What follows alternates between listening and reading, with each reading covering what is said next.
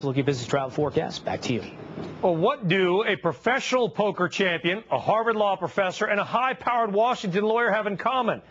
Sounds like a good joke. Unfortunately, it's not. They're all part of a group that's on Capitol Hill today lobbying Congress to legalize gambling on online poker in America. Lizzie O'Leary joins us now with more from Washington, D.C. Lizzie.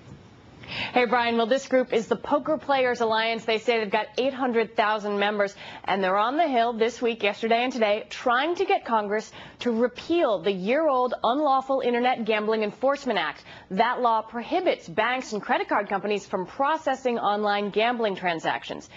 A real curious mix of professional poker players, members of Congress, lobbyists, and poker fans have been mingling and meeting over the past couple of days to change the legislative landscape for online poker.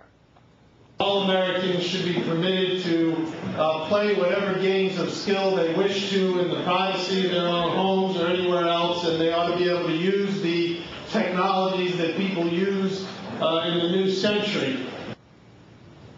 Now, you heard Wexler say game of skill. He's sponsoring one of 3 bills that would permit gambling on online poker, and his bill, by classifying it as a game of skill, allows it to do that. Another bill is sponsored by Barney Frank. He heads the House Financial Services Committee. His would allow Americans to bet online with licensed and regulated companies. And then there's going to be some safeguards against underage use and compulsive gambling. And a third bill would amend the U.S. tax code to regulate online gambling.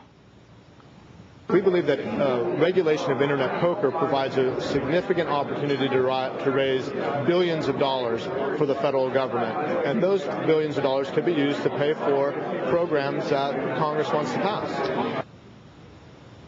Now, one of the lobbyists who's working with the Poker Players Alliance told me today that he thinks the revenue argument is really the strongest one that the poker players have. Back in 2005, U.S. online gambling generated almost $6 billion, and the Poker Players Group thinks that regulated gambling could bring in billions for the federal treasury. Now, of course, there are some members of Congress who are morally opposed to online gambling. They helped pass the ban in the first place. They also worry about young people gambling.